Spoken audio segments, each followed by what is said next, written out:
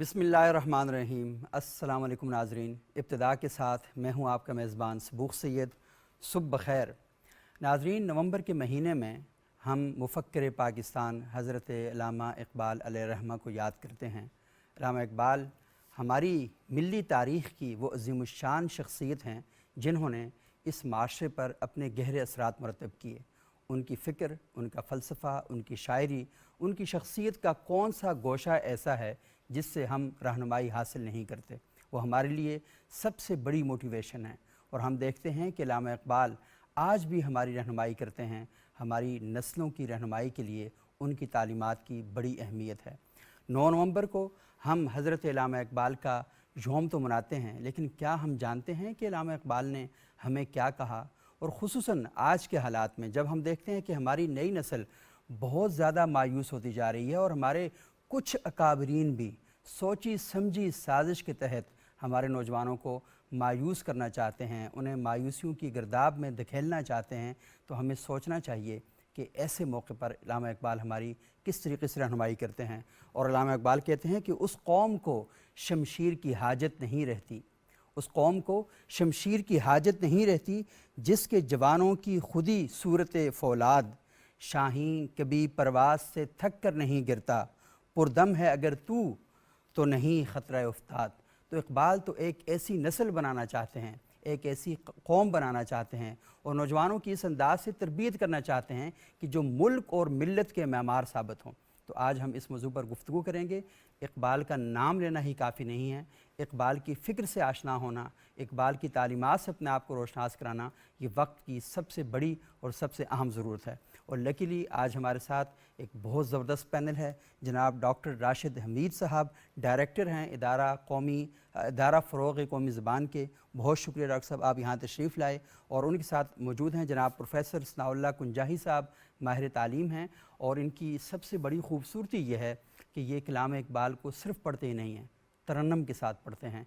और तरन्नम के साथ जब कलाम इक़बाल पढ़ा जाता है तो एक इश्क़ व मस्ती और जज़्ब की कैफ़ियत हमारे अंदर पैदा होती है। और जब अल्लामा इक़बाल की नसर को पढ़ा जाता है तो अक़ल और शऊर के जो दरवाज़े हैं वो खुलते हैं। तो बहुत शुक्रिया प्रोफ़ेसर साहब, आप यहाँ तशरीफ़ लाए। और मैं आपसे गुजारिश करूँगा कि अल्लामा इक़बाल की जो नात है हम उससे आगाज़ करेंगे और थोड़ी सी हम नात पर भी बात करेंगे कि अल्लामा इक़बाल का जो नातिया कलाम है उसके अंदर एक बड़ी इम्पॉर्टेंट हैसियत है अल्लाह के रसूल सल्लल्लाहु अलैहि वसल्लम की ज़ात से इश्क़ की। तो इश्क़ पर भी बात करेंगे, फ़लसफ़ा इश्क़ पर भी, और नात पर भी बात करेंगे। तो आपकी मर्ज़ी है, आप गुफ्तगू पहले करते हैं या नात पहले सुनाते हैं? जी सबूख सैयद साहब, बहुत शुक्रिया आपका। अल्लामा इक़बाल बहुत बड़ा मौजू है और आपने अल्लामा इक़बाल की नात गोई के हवाले से बात की है, तो मैं चंद गुज़ारिशात करके फिर मैं कलाम पेश करता हूँ। सैयद साहब, इक़बाल को जब हम पढ़ते हैं तो इब्तदाई उसका जो दौर है शायरी का और जो उसका बचपन गुज़रता है और जो जी उनका जो तालीमी दौर है ख़ुद उनका पढ़ने का, हम जानते हैं कि शेख नूर मोहम्मद जो उनके वालिद हैं, इक़बाल का हमेशा से ये तुरा इम्तियाज़ रहा, उनकी ये आदत रही कि वो एक मामूल का हिस्सा था कि कुरान मजीद की वो तिलावत सुबह किया करते थे बाकायदगी के साथ। और एक रोज़ ऐसा हुआ कि वो तिलावत कर रहे थे तो शेख साहब आए और उन्होंने कहा, इक़बाल क्या कर रहे हैं आप? तो इक़बाल ने कहा, मैं अबू जी कुरान पाक की तिलावत कर रहा हूँ। सही। तो वो चले गए। दूसरे रोज़ फिर यही हुआ, तीसरे रोज़ फिर यही। तो इक़बाल ने फिर कहा, अबू जी आप कोई बात शायद करना चाहते हैं और करते नहीं, और आप पूछ के चले जाते हैं। सही। तो शेख नूर मोहम्मद ने कहा, इक़बाल मैं आपको एक नसीहत करना चाहता था, लेकिन फिर मैं सोचता हूँ किसी और वक्त कर देता हूँ, लेकिन चलिए इस वक्त मैं आपको वो बात कर देता हूँ। और वो ये है कि आप जब भी ये कुरान मजीद पढ़ें तो आप ये समझ कर पढ़ा करें कि ये किताब मेरे लिए नाजिल हुई है। वाह, बहुत और बड़ी इसमें बात। जो कुछ लिखा है ये मेरे लिए लिखा है। और एक और जुमला उन्होंने कहा कि मैं आपको ये कहना चाहता हूँ कि आप ये समझिए कि ये अल्लाह ताला का ख़त है मेरे नाम। वाह। और मैंने इस ख़त को पढ़ के जाना है इस दुनिया से। दुनिया से जाने से पहले मैंने इस ख़त को समझना है कि मेरे अल्लाह ने मुझे क्या लिखा है। बहुत बड़ी बात। फिर आप जानते हैं बड़ी अच्छी तरह कि इक़बाल की پوری زندگی جو ہے اور پوری اس کی شاعری کا جو ہم دیکھتے ہیں مطالعہ کرتے ہیں تو جو قرآن کی تعلیمات ہیں وہی اقبال کی تعلیمات ہیں، اور وہ قرآن سے ہٹ کر اس نے کبھی کوئی شعر نہیں کہا، کوئی ایسا اس کا بیان ہمیں نہیں ملتا۔ اب ہم نعت کی بات کریں تو مجھے ایک اور واقعہ یاد آتا ہے کہ انگلستان میں جب اقبال جاتے ہیں تعلیم حاصل کرنے کے لیے تو ایک نان مسلم ہے، انہوں نے اقبال سے ایک سوال پوچھا اور کہا اقبال ہم آپ کے نبی اکرم صلی اللہ علیہ وسلم کے حوالے سے ہم نے سن رکھا ہے کہ ان پر وحی نازل ہوتی تھی، صحیح، آپ تو ایک عالم دین ہیں، بہت پڑھے لکھے آدمی اور قابل شخص ہیں، صحیح، کیا آپ اس بات کو مانتے ہیں، تسلیم کرتے ہیں کہ ایک شخص ہے اور اس پر آسمان سے وحی نازل ہوتی، یہ کیسے ممکن ہے؟ اب اقبال جیسا شخص اس سے یہ سوال پوچھنا، اقبال نے بڑے تحمل کے ساتھ صحیح، اس کو جواب دیا، اور وہ جواب تاریخ میں لکھا ہوا ہے بڑا عمدہ الفاظ میں، وہ یہ تھا کہ آپ میرے نبی کی بات کر رہے ہیں صلی اللہ علیہ وآلہ وسلم، آپ ان کے بارے میں کہہ رہے ہیں، میں اس وقت صرف آپ کو اپنے بارے میں یہ بتانا چاہتا ہوں کہ میں ان کا ایک امتی ہوں، میں ایک عام سا معمولی سا شاعر ہوں، لیکن میں آپ کو یہ بات بڑے وثوق کے ساتھ کہنا چاہتا ہوں کہ میرے اوپر شعروں کی وحی نازل ہوتی ہے، میرے اوپر شعر اترتے ہیں، صحیح، اور جب شعر میں کئی دفعہ ایسی کیفیت ہوتی ہے کہ میں بیٹھا ہوتا ہوں اور مجھے یوں کہا جاتا ہے کہ شعر لکھیے اور میں لکھنا شروع کر دیتا ہوں، تو جب میرے جیسے معمولی شخص کے حوالے سے یہ واقعہ ہو سکتا ہے تو وہ تو کیا بات ہے سرکار دو عالم صلی اللہ علیہ وآلہ وسلم کی، ان پر کس طرح وحی نازل نہیں ہو سکتی تھی؟ ہوتی ہے، ہمیں ہمارا یہ ایمان ہے اور ہمارا یہ یقین ہے۔ تو اقبال کا جو حضور اکرم صلی اللہ علیہ وآلہ وسلم سے محبت ہے، جو عشق ہے، جو عقیدت ہے، وہ ان کے ایک ایک شعر سے، ان کے اشعار کے اندر وہ جو عملی پہلو ہیں اللہ کے رسول صلی اللہ علیہ وسلم کی ذات کے ساتھ محبت کے اور پھر اس پر عمل کرنے کے حوالے سے بہت ہی اہمیت کے حامل بہت اہمیت رکھتے ہیں۔ اور ابھی میں جو کلام پیش کرنا چاہتا ہوں یہ بھی مشہور و معروف کلام ہے اور بڑا نمایاں، اس میں ایک ایک شعر بڑا قابل توجہ ہے، میں پیش کرتا ہوں۔ لوح بھی تو قلم بھی تو، بسم اللہ، تیرا وجود الکتاب۔ لوح بھی تو قلم بھی تو، تیرا وجود الکتاب،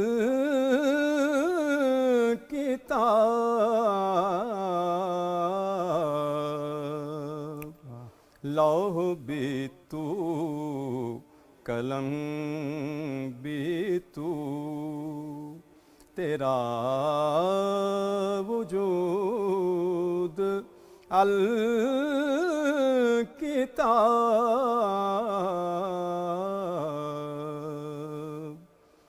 گنبد آبگینہ رنگ تیرے محیط میں خباب،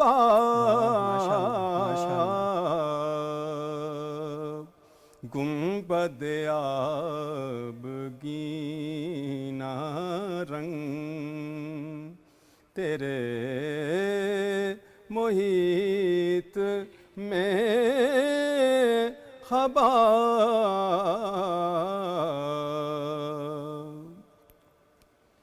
عالم آب و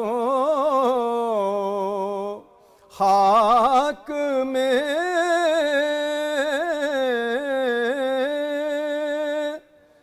تیرے ظہور سے فروغ،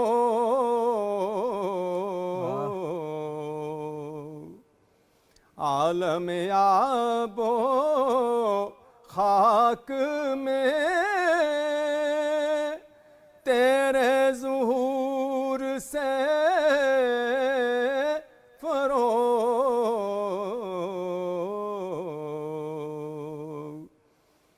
ذرہ ریگ کو دیا تو نے طلوع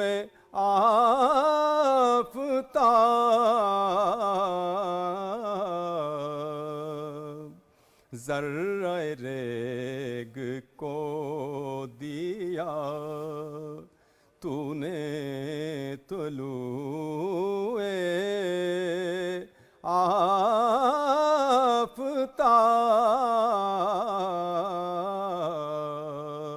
آفتاب، تیری نگاہ ناز سے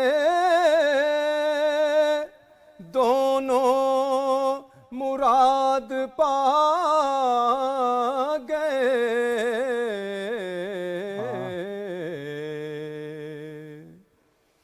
تیری نگاہ ناز سے دونوں مراد پا گئے،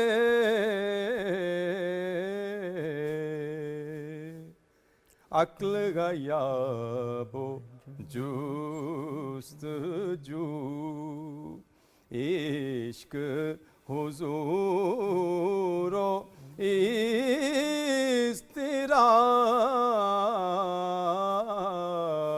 اضطراب، عقل غیاب و جستجو، عشق حضور و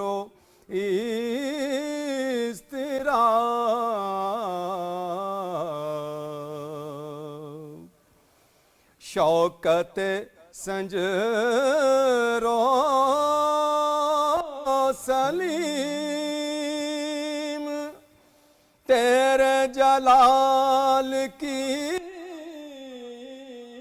نمود، شوکت سنجر و سلیم تیرے جلال کی نمود، فقر جنید و بایزید تیرا جمال بے نقاب، فقر جنید و بایزید تیرا جمال بے نقاب، ماشاءاللہ ماشاءاللہ، شوق تیرا اگر نہ ہو میری نماز کا امام، شوق تیرا اگر نہ ہو میری نماز کا امام،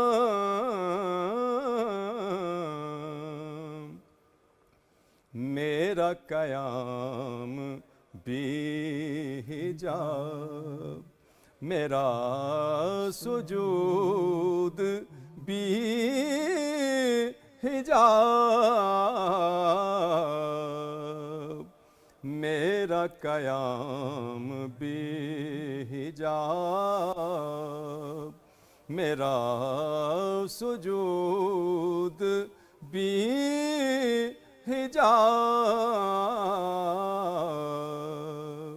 لوح بھی تو قلم بھی تو تیرا وجود الکتاب، ماشاءاللہ ماشاءاللہ، لوح بھی تو قلم بھی تو تیرا وجود الکتاب، بہت خوبصورت ماشاءاللہ آپ نے پڑھا بھی، اور اقبال کی یہ جو نعت ہے ایک نمائندگی کرتی ہے پوری سوچ اور فکر کی۔ اچھا، گفتگو کا آغاز کرتے ہیں ڈاکٹر راشد حمید صاحب، جو آج ہم نے موضوع کا انتخاب کیا ہے کہ اقبال کا جو کلام ہے ہمارے نوجوانوں میں ایک برق، ایک بجلی کی سی کیفیت پیدا کر دیتا ہے، اور مایوسی جتنی بھی ہو، جب ہم اقبال کا کلام پڑھتے ہیں تو علامہ اقبال کا کلام بستر پہ آرام سے لیٹنے نہیں دیتا، وہ ہمیں کہتا ہے کھڑے ہو جاؤ، اور آپ نے ہر صورت میں اپنے حصے کا کام کرنا ہے، آپ نے مزاحمت کرنی ہے، آپ نے غور و فکر کے دروازے کھولنے ہیں، وہ ہمیں سکون سے نہیں بیٹھنے دیتا، اور وہ یہ کہتا ہے کہ سکون کے لیے دنیا ہے ہی نہیں ہے، آپ نے یہاں پر مسلسل پہم آپ نے حرکت کرتی رہنی۔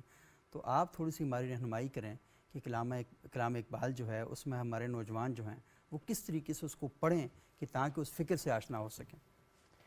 میں پاکستان ٹیلی ویژن کا بے حد شکر گزار ہوں کہ وہ یوم اقبال کی مناسبت سے ہمیشہ حسب روایت اچھے اور بامقصد پروگرام جو ہے وہ آپ کا شکریہ اس کا کہ آپ اہتمام جیسے کرتے صاحبان ہیں علم تشریف لاتے ہیں، اور یاد بھی کرتے ہیں اس موقع پہ، اور ہمیں بھی یہ سعادت حاصل ہوتی ہے کہ ہم اتنے بڑے شاعر اور اتنے بڑے مفکر کے حوالے سے آپ کے ہاں حاضر ہوتے ہیں۔ اصل حقیقت یہ ہے کہ علامہ اقبال کی جو ذات ہے، جو شخصیت ہے، اسے سمجھنے کی ضرورت ہے۔ صحیح۔ ہم اگر اس کا خلاصہ کریں ان کی تمام تر جد و جہد کا، تو ہمیں یہ کہنے میں کوئی عار نہیں ہے کہ بر صغیر کے مسلمانوں کی آزادی کے چند بڑے ائمہ میں سے ایک علامہ اقبال ہیں، بے شک، اور یہ ایسے امام ہیں کہ جنہیں امتیاز حاصل ہے کہ جن کے فکر کی بنیاد پر یہ تحریک جو ہے وہ بامقصد بنی تھی۔ صحیح۔ اگر آپ 1930 کا جو خطبہ ہے، خطبہ الہ آباد، اس طرف اگر توجہ دیں تو آپ کو اندازہ ہوگا کہ اس خطبے سے شروع ہوئی تحریک پاکستان، اور اس کے بعد پھر قائد اعظم محمد علی جناح کی جدوجہد انہی خطوط پر چلتے ہوئے ہم نے 1947 کے 14 اگست کا سورج دیکھا۔ صحیح۔ ہماری خوش قسمتی ہے کہ ہم ایک ایسے ملک میں ہیں جس کے بانیوں میں علامہ اقبال شامل ہیں۔ بے شک۔ بہت کم قوموں کو یہ امتیاز حاصل ہے کہ ان کے بانیوں میں سب سے جو تکڑا آدمی ہے، جو سب سے بڑا آدمی ہے، وہ شاعر بھی ہو اور مفکر بھی ہو۔ صحیح۔ اور علامہ اقبال بنیادی طور پر ایک انقلابی شاعر اور ایک انقلابی مفکر کی حیثیت رکھتے ہیں، اور کئی 100 سال کی غلامی کی جو تاریخ ہے مسلمانوں کی بر صغیر میں، وہ ہمیں یہ بتاتی ہے کہ انقلابی سوچ کے بغیر یہ آزادی حاصل نہیں کی جا سکتی تھی۔ جس طرح کی صورتحال ہمیں درپیش تھی، اس میں 2 قوموں سے ہمارا مقابلہ تھا۔ ایسے میں علامہ اقبال تو کیا کوئی بھی انقلابی جو مفکر ہو یا شاعر ہو، اس کا جو ٹارگٹ ہوگا وہ ہمیشہ نوجوان ہوں گے۔ صحیح۔ انقلاب نوجوانوں کو ہراول دستہ بنائے بغیر کبھی بھی روپذیر نہیں ہوتا، رونما نہیں ہوتا۔ صحیح۔ اور یہاں بھی ایسا ہی ہوا کہ علامہ اقبال نے نوجوانوں کو خطاب کیا، اور ان کا سارا کلام جو ہے وہ بنیادی طور پر ان کی اس سوچ کا غماز ہے کہ جس کے تحت وہ غلامی کے دور میں انہوں نے ایک پوری کائنات کو بھی دیکھا، پوری دنیا کو بھی دیکھا، مسلمانان عالم کو بھی دیکھا، اور پھر بر صغیر کو بھی دیکھا۔ صحیح۔ ہر سطح پہ علامہ اقبال ایک کامیاب مفکر اور شاعر کے طور پہ ہمیں نظر آتے ہیں۔ صرف پاکستان کا حوالہ لیا جائے تو اگر وہ نوجوانوں سے خطاب نہ کرتے تو میں نہیں سمجھتا کہ وہ اس منزل کو حاصل کرنے میں ہماری اس طرح سے رہنمائی کر سکتے تھے جیسے انہوں نے کی۔ آپ اگر شروع میں ہی دیکھیں، مثال کے طور پہ جب وہ برطانیہ گئے تو جسٹس جاوید اقبال جو ہیں، یہ اس وقت ظاہر ہے بہت چھوٹے بچے تھے، اور انہوں نے حضرت علامہ اقبال کو لڑکپن تھا ان کا، خط لکھا کہ ایک گرامو فون میرے لیے لیتے آئیے گا۔ تو اس وقت خط ہی ہوتے تھے زیادہ تر۔ تو جاوید کے نام ان کی جو نظم ہے جو انہوں نے وہاں لکھی، جو انہوں نے لکھ کے اسے بھیجی، دیار عشق میں اپنا مقام پیدا کر، اور پوری نظم ہے وہ پڑھنے سے تعلق رکھتی ہے، اور یعنی پوری نظم جو ہے وہ پڑھے جانے سے تعلق رکھتی ہے، وہ نوجوانوں سے اصل میں خطاب ہے۔ پھر انہوں نے سوئی ہوئی قوم کو جگایا، اور قائد اعظم جیسے پر امید اور بڑے لیڈر کے مایوس ہو کر بر صغیر سے ہجرت کر جانے کے بعد انہیں امید دلا کر واپس لانے والے علامہ اقبال ہیں۔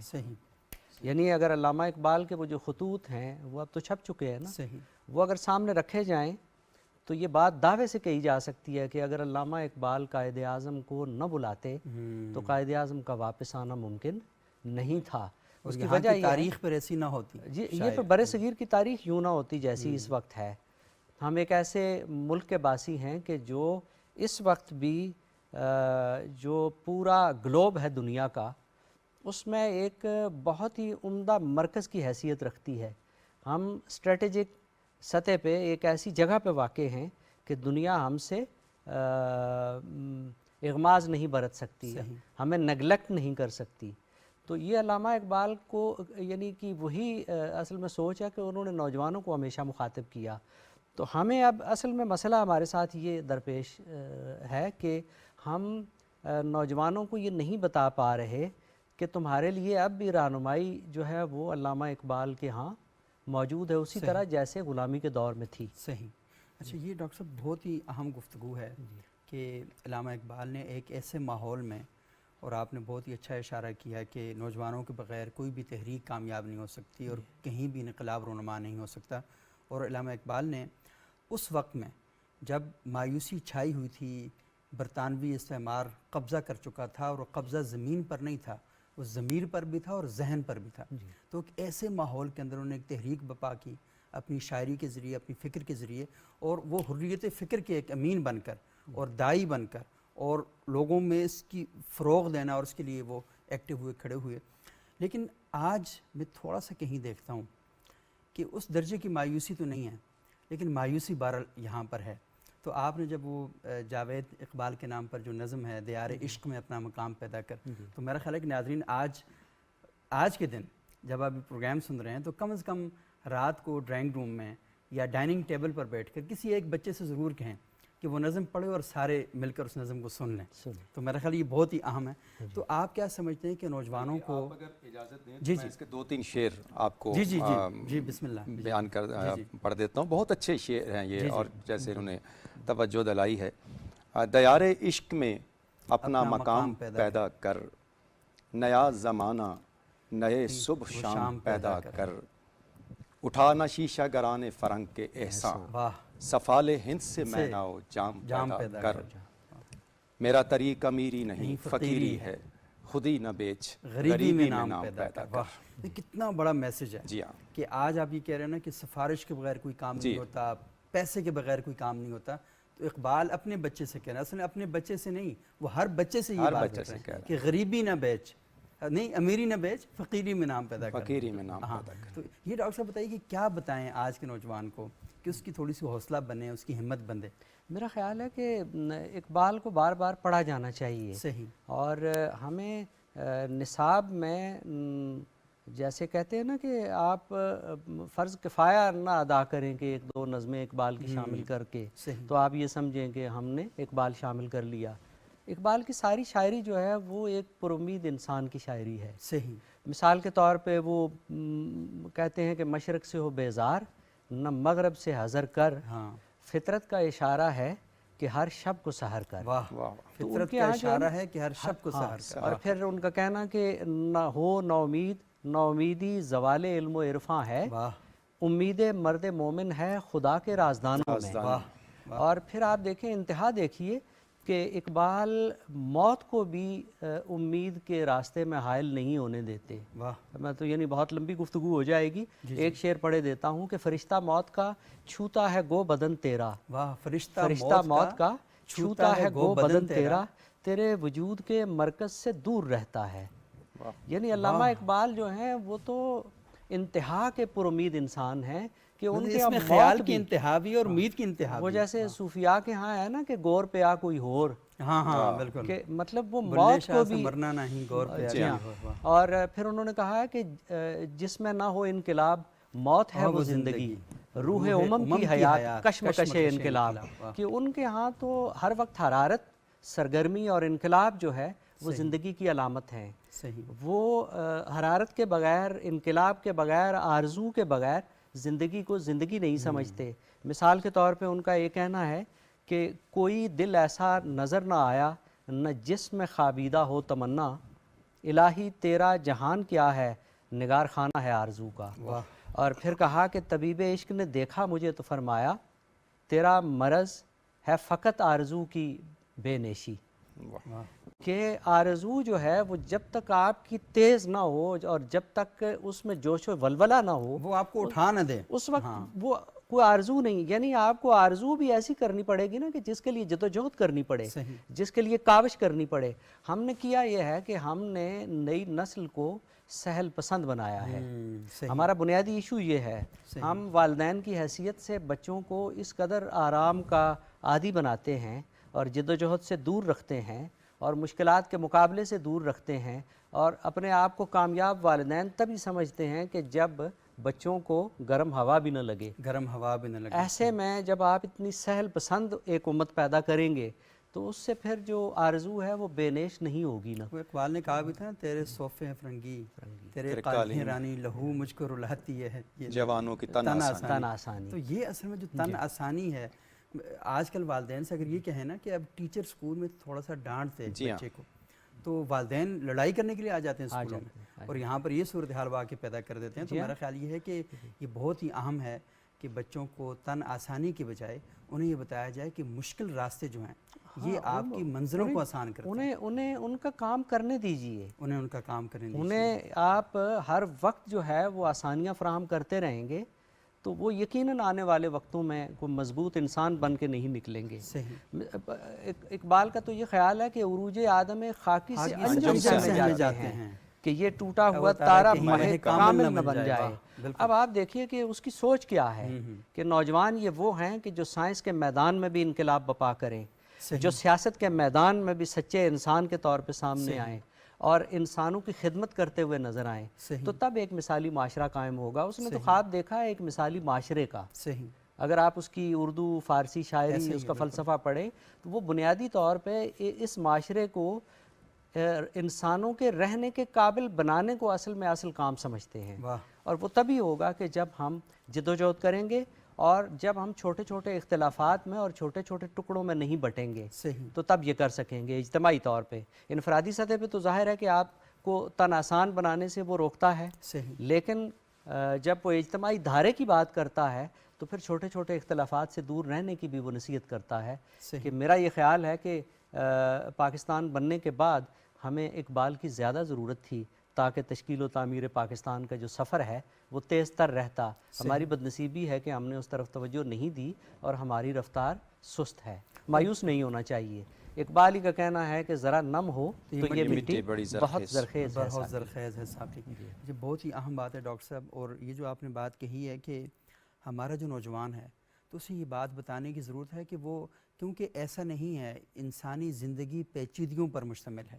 اس میں اگر آپ یہ تلاش کریں گے کہ آپ کہ صبح و شام خوش رہیں گے اور آسان رہیں گے تو ایسا نہیں ہونا. آپ کو روزانہ نئے چیلنج کا سامنا کرنا پڑے گا، نئی چیزیں آپ کے سامنے آئیں گی اور آپ نے مزاحمت کرنی ہے. ان کے ساتھ علم کے ذریعے، شعور کے ذریعے، ادراک کے ذریعے آپ نے ٹکرانا ہے اور نئی منزلوں کی طرف اپنے جو راستے ہیں ان کو آپ نے لے کر چلنا ہے. اقبال کا ایک شعر بڑا آئیڈیل ہے کہ متاع بے بہا ہے درد و سوز آرزو مندی، مقام بندگی دے کر نہ لوں شان خداوندی. تو وہ درد و سوز بھی مانگتا ہے، اس کے بغیر تو انسان نہیں ہے نا. انسان پریشان ہو جاتا ہے جی جب اس کے سامنے کوئی چیلنج ہی نہ ہو کہ خوشیاں ہوں. اگر یہ خوشیاں ہی ہیں تو محلات میں بیٹھے ہوئے لوگ کیوں پریشان ہیں؟ یہ ہمیں بتاتی ہیں چیزیں. انہی پریشانیوں سے نبرد آزما ہو کر آپ کامیابی کی منزل پہ گامزن ہوتے ہیں اور وہی کامیابی آپ کو اصل خوشی دے سکتی ہے. اور وہ آپ کو بتاتا بھی ہے، کہتا ہے کہ دیکھو تمہارا جو آسمان ہے کہ مشرق سے ابھرتے ہوئے سورج کو ذرا دیکھ، کہ آپ یہ نہ دیکھیں کہ ابھی جو مایوسیاں ہیں ان مایوسیوں سے تھوڑا سا آگے جا کر دیکھیں تو وہاں پر ایک سورج ابھر رہا ہے. ہاں تو اس کو آپ دیکھنا چاہیے. ناظرین یہاں پر ایک چھوٹا سا وقفہ لیتے ہیں. وقفے کے بعد جب دوبارہ آپ کی خدمت میں حاضر ہوں گے تو سلسلہ کلام کو آگے بڑھائیں گے. ایک وقفے کے بعد.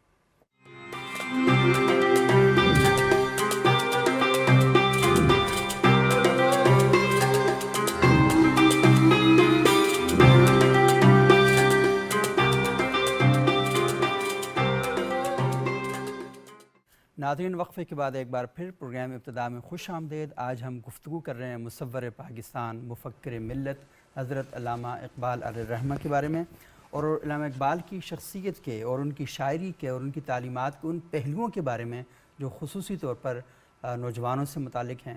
اور یہ نوجوان صرف پاکستان کے نہیں ہیں، وہ اس پوری کائنات کا نوجوان ہے، اور وہ اس پوری کائنات کے نوجوانوں کے لیے امید کا پیغام ثابت ہوتے ہیں، اور اسی لیے علامہ اقبال کی جو شاعری ہے اسے آپ تقسیم نہیں کر سکتے۔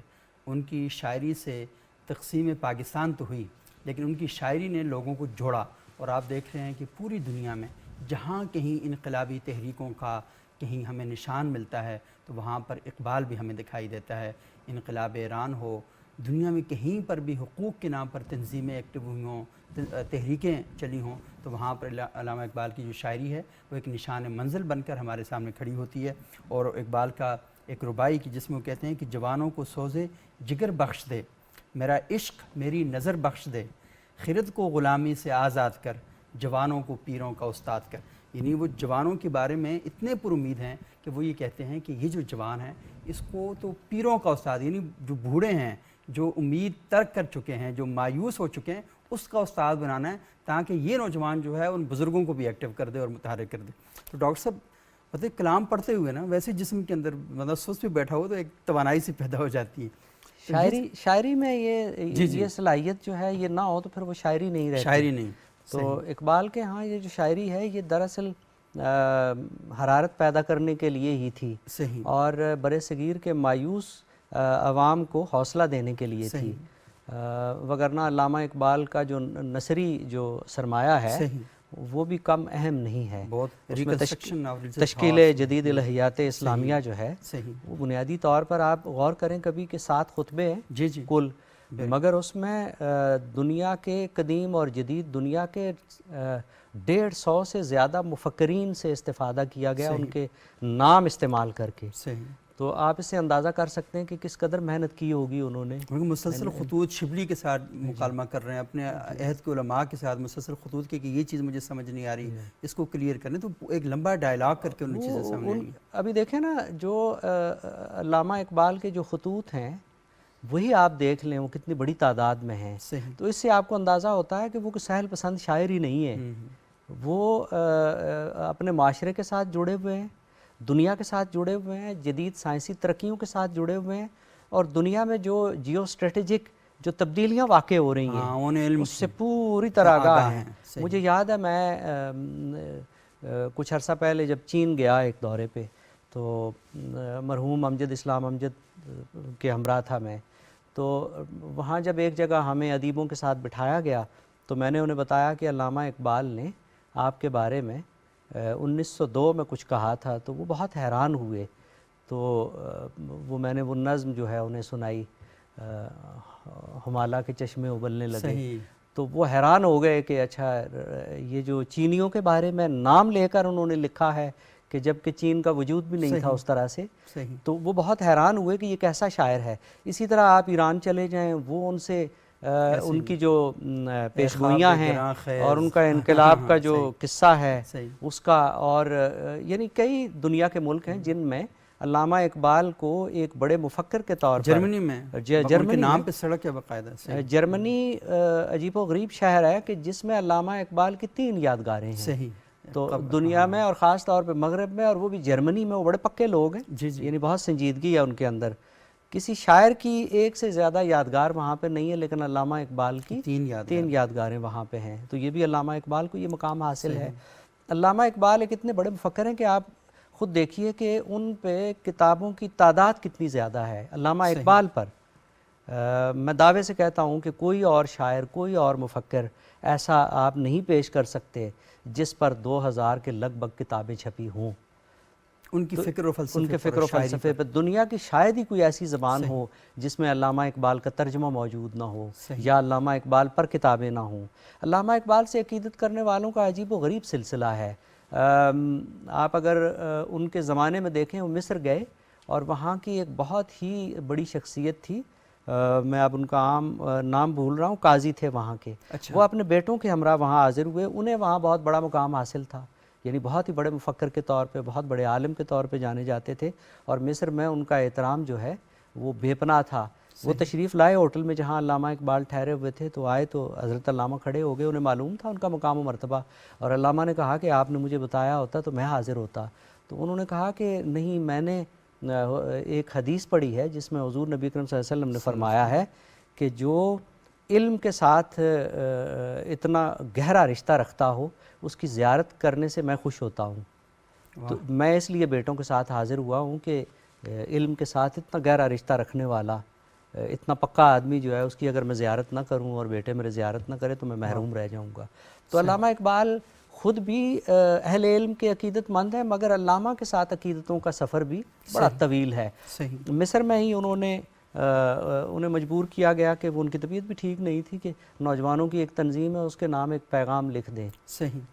تو جو ایک جملہ انہوں نے لکھا ہے وہ صرف یہ ہے کہ میں نوجوانوں سے کو نصیحت کرنا چاہتا ہوں کہ وہ حضور نبی کرم صلی اللہ علیہ وسلم کے ساتھ وفا کا رشتہ استوار کریں۔ تو نوجوانوں کو انہوں نے کون سی تعلیم نہیں دی؟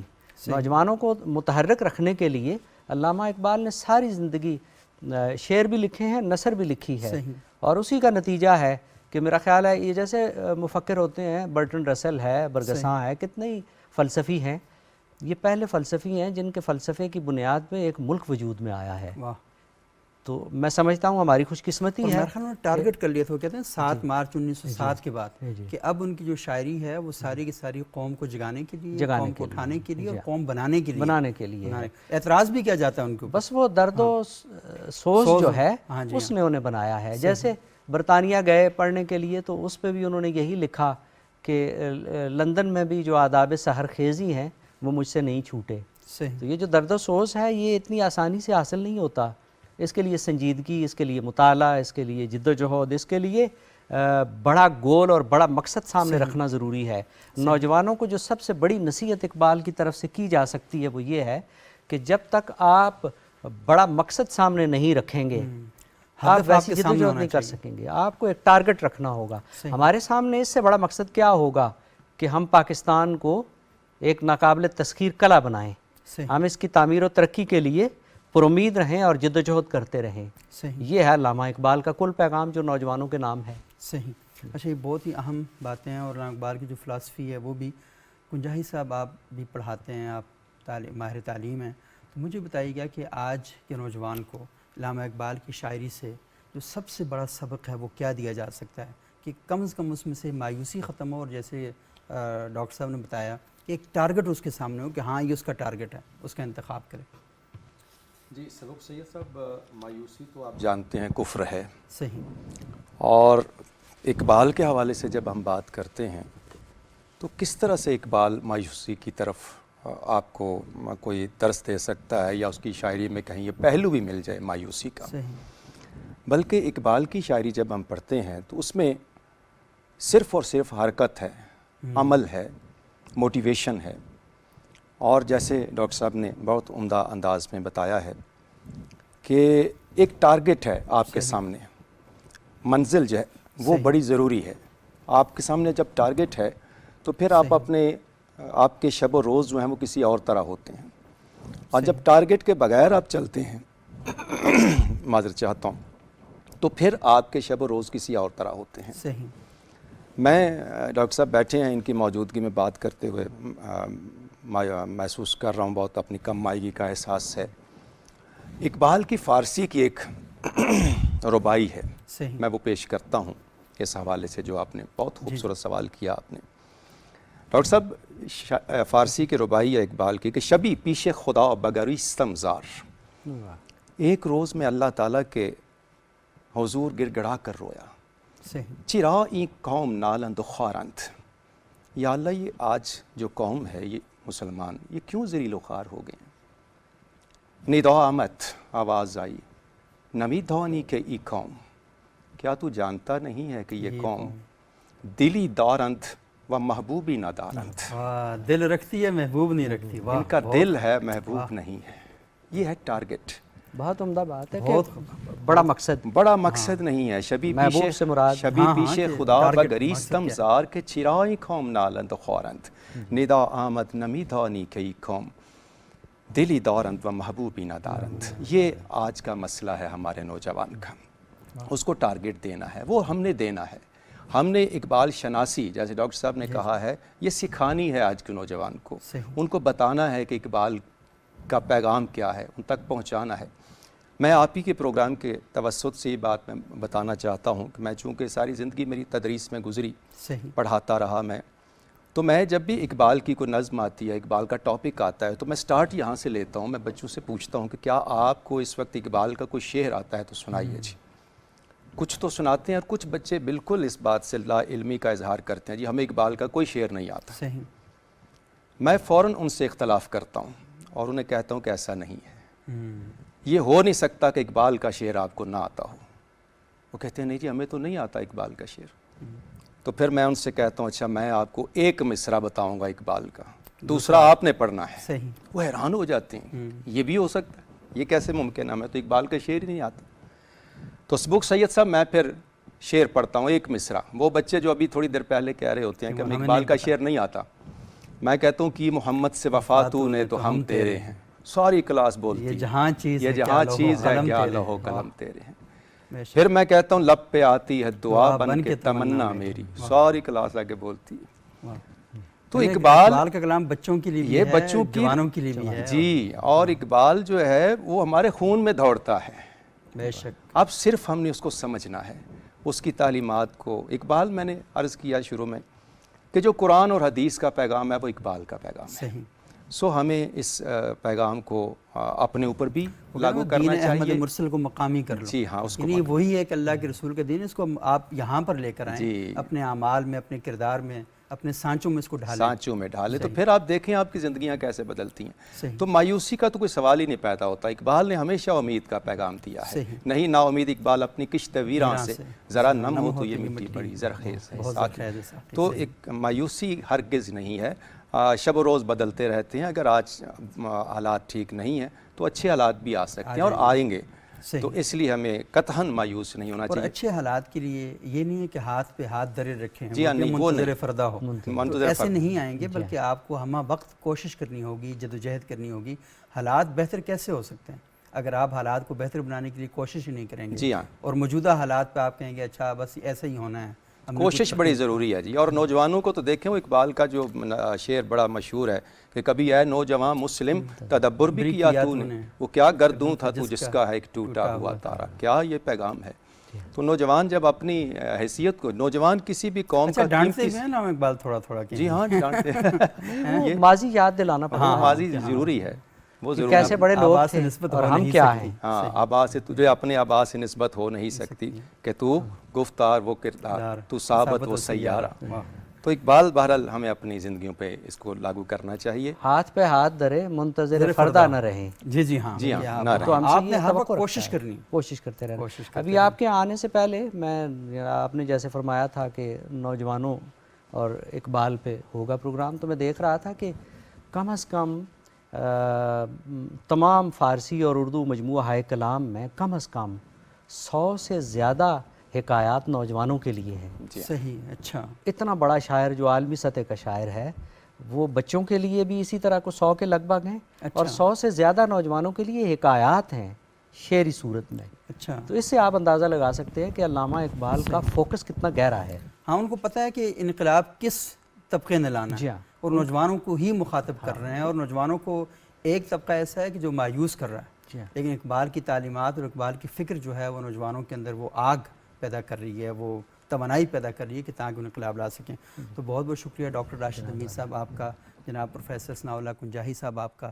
مجھے تو ایسا لگ رہا ہے کہ گفتگو کرنے کا وقت ابھی شروع ہوا ہے، کہ کیونکہ وہ اب ہم کسی سمت کا تعین کر چکے ہیں تو ہم اس کی طرف بڑھنا شروع ہوئے ہیں. لیکن وقت ایک عجیب سی چیز ہے کہ وہ ختم ہو جاتا ہے، اور اس سے پہلے کہ ہماری جدوجہد کا وقت ختم ہو تو ہمیں یہ کوشش کرنی چاہیے کہ اپنی زندگیوں کے اندر کوششیں کریں، جدوجہد کریں، مایوس نہ ہوں، جتنا کام کر سکتے ہیں بغیر کسی کنفرنٹریشن کے حکمت عملی کے ساتھ اپنے راستے بنائیں، اور راستے بنا کر وہ کام جو شروع کر دینا چاہیے.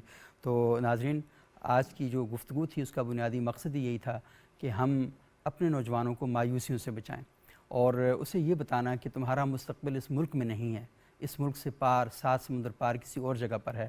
یہ اپنے لیے بھی وبال پیدا کرنا ہے اور اپنی نسل کے لیے بھی تباہی پیدا کرنی ہے.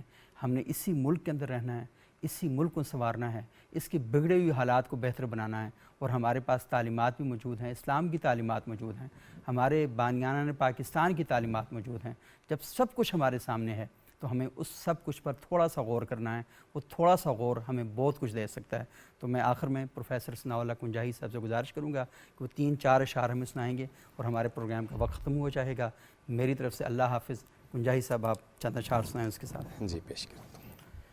خود کا سر نہاں لا الہ الا اللہ لا الہ الا اللہ خودی ہے تیغ فساں لا الہ الا اللہ لا الہ الا اللہ.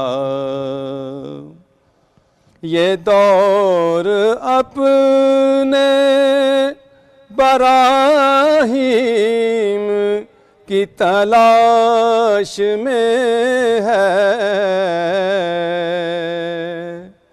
یہ دور اپنے براہیم کی تلاش میں ہے. صنم کدا ہے جہاں لا الہ الا اللہ لا الہ الا اللہ. یہ نغمہ فصل گلو لالا کا نہیں پابند. یہ نغمہ فصل گلو لالا کا نہیں پابند.